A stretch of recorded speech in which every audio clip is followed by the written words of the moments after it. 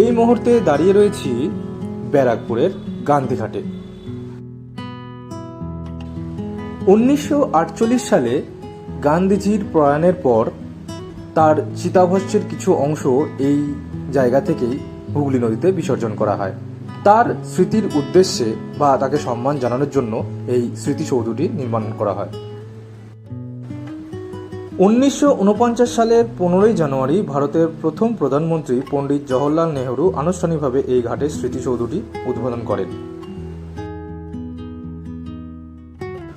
বিকেলে পড়ন্ত রোদে হুগলি নদীর ধারে এই ঘাটে সময় কাটাতে বেশ ভালোই লাগে।